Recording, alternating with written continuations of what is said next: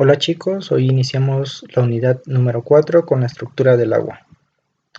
El agua es un compuesto químico formado por la unión de dos átomos de hidrógeno y un átomo de oxígeno. Se representa con la fórmula H2O. Los átomos de hidrógeno están dispuestos en un ángulo de 105 grados respecto al átomo de oxígeno, como podemos ver en la imagen. Cada una de las moléculas forma puentes de hidrógeno con un átomo de oxígeno de otra molécula próxima. Una característica importante del agua es que es una molécula dipolar, ya que posee una región electronegativa del lado del oxígeno y otra electropositiva del lado de los hidrógenos, que se encuentran unidos por enlaces covalentes. Aquí podemos ver en la imagen cómo es que existe la interacción entre el hidrógeno y el oxígeno, formando los llamados puentes de hidrógeno. A mayor número de puentes de hidrógeno, la estructura molecular está ordenada, como es el caso del hielo, y a menor número de puentes de hidrógeno hay un mayor desorden y pasa a otro estado de la materia, como es el líquido. Cuando la estructura del agua está en estado sólido, el orden de las moléculas es mayor, hay un mayor número de puentes de hidrógeno, pero conforme va aumentando la temperatura, los puentes de hidrógeno comienzan a desaparecer, hasta el punto en donde llega a evaporarse el agua. Vemos que los puentes de hidrógeno desaparecen y el orden de las moléculas disminuye. Una molécula de agua puede unirse con 4 moléculas de agua a través de puentes de hidrógeno. ¿Cómo lo hace? Bueno, como ya vimos, la molécula de agua tiene 2 hidrógenos. Cada hidrógeno tiene una carga positiva, por lo tanto cada hidrógeno va a atraer a una molécula de agua. Y el oxígeno tiene 2 pares de electrones no enlazantes, es decir, que no forman parte de enlaces. Y un par de electrones atrae una molécula de agua y el otro par atrae a otra molécula de agua. Si se dan cuenta, siempre es a través de cargas opuestas, positivo con negativo, negativo con positivo. Algunas propiedades sorprendentes del agua. Primero, ¿cómo te explicas que el insecto zapatero pueda caminar sobre el agua? Esto se debe a la tensión superficial. La tensión superficial es la energía que existe por unidad de área para aumentar la superficie de cierto líquido. ¿Cómo ocurre esto? Bueno, las moléculas que están en la superficie del agua, es decir, en este caso las moléculas de agua, hay una atracción por las moléculas que están al lado y hacia abajo, y esto las mantiene unidas. Y además, en el centro del líquido, las moléculas no solamente sienten atracción por las moléculas de al lado y de abajo, sino también de la de arriba.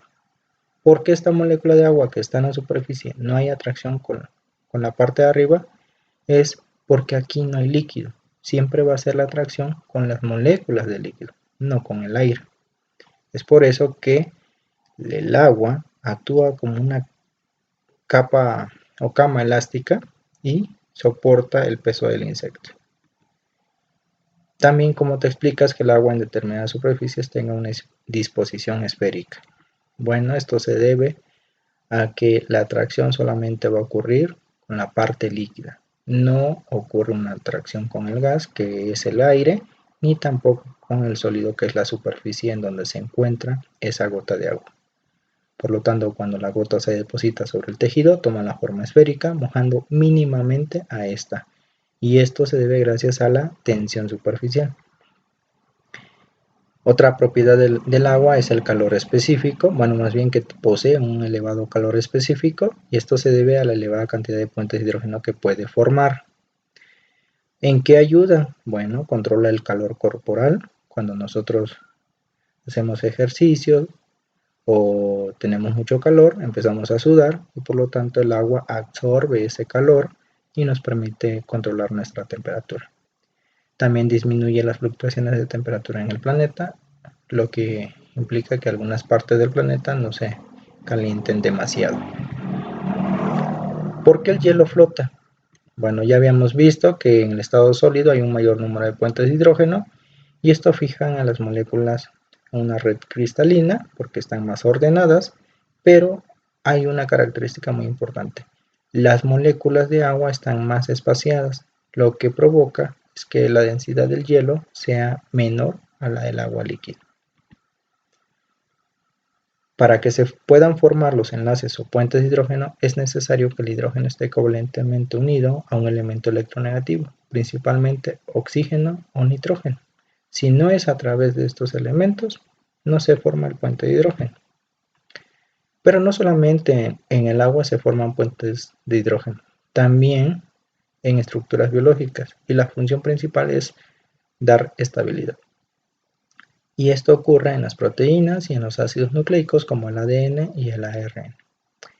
Recuerden, a mayor número de puentes de hidrógeno en la molécula, mayor estabilidad de su estructura. Esta es una parte de una proteína, están encerradas las interacciones por puentes de hidrógeno y su función es dar estabilidad. Solamente eso. ¿Qué ocurre en los ácidos nucleicos? Bueno, la forma de hélice del ADN es gracias a las interacciones por puentes de hidrógeno.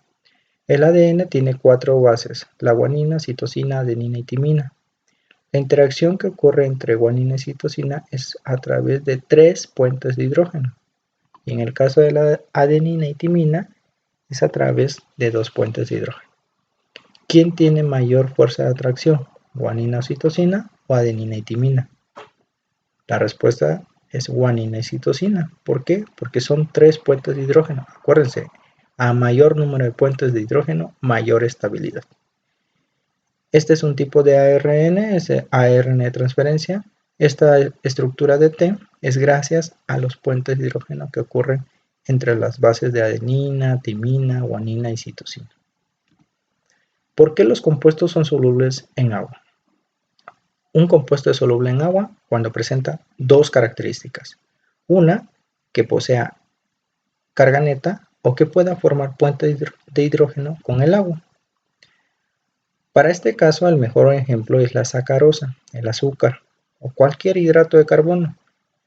La glucosa es uno de los componentes de la sacarosa, ¿sí? ¿Qué son los hidratos de carbono o también llamados carbohidratos? Se denomina así porque cada átomo de carbono está unido a 2 hidrógenos y un oxígeno, de la siguiente forma. El carbono está en el centro, por un lado está unido a un hidrógeno, seguido de un oxígeno, y ese oxígeno a su vez está unido a un hidrógeno, ¿sí? Esta es la estructura de la glucosa, como podemos observar, tiene OHs, es a través de ellos que forma puentes de hidrógeno. Bueno, por lo tanto, un compuesto con carga neta será más soluble que otro compuesto que para ser soluble debe formar puentes de hidrógeno con el agua. Un ejemplo es el agua de limón. El agua de limón, en el caso del limón, está el ácido nítrico que tiene carga neta. Y del lado de la sacarosa, que está la glucosa, están los OHs, donde puede formar puentes de hidrógeno. El ácido cítrico será más soluble que la glucosa, ¿sí? Por la característica de carga neta. Aunque la glucosa forma varios puentes de hidrógeno, no será más soluble que el ácido cítrico. ¿Cómo ocurre la interacción con el agua y cada oxidrilo? Es decir, los OHs de la glucosa. Bueno, el oxígeno, recordemos, tiene 2 pares de electrones no enlazantes. Cada par va a atraer una molécula de agua. Y en el caso del hidrógeno, atrae solamente a una molécula de agua. Si se dan cuenta, los hidrógenos forman los puentes de hidrógeno. Es así como la glucosa va a interaccionar con las moléculas a través de puentes de hidrógeno. Un grupo oxidrilo, como pregunta de examen, un grupo oxidrilo, ¿a cuántas moléculas de agua se une? A 3. Una molécula de agua, ¿a cuántas moléculas de agua se une? A 4. Recuerden eso. Cuando un compuesto es insoluble en agua, cuando no tiene carga neta o cuando no puede formar los enlaces de hidrógeno con el agua. Un ejemplo son los lípidos. Estos lípidos, dentro de los lípidos se encuentran los ácidos grasos. ¿Qué es un ácido graso? Es una cadena hidrocarbonada, esto es una secuencia larga de carbonos, frecuentemente de 16 y 18 átomos de carbono, en donde cada carbono está unido a 2 hidrógenos y el último carbono tiene un grupo carboxilo, COO. Aunque tiene una carga neta en un extremo, la cantidad de carbonos que son de 16 o 18, provoca que la molécula sea insoluble en el agua. Por eso el aceite no se puede disolver en el agua. Ya por último, vamos a ver el término solvatación, el cual es el proceso de formación de interacciones entre moléculas de un disolvente con moléculas o iones de un soluto. Aquí el soluto es el cloruro de sodio. Cuando nosotros lo agregamos en el agua, se separa. El sodio tiene una carga positiva porque pierde un electrón y el cloro tiene una carga negativa porque gana un electrón. ¿Qué sucede?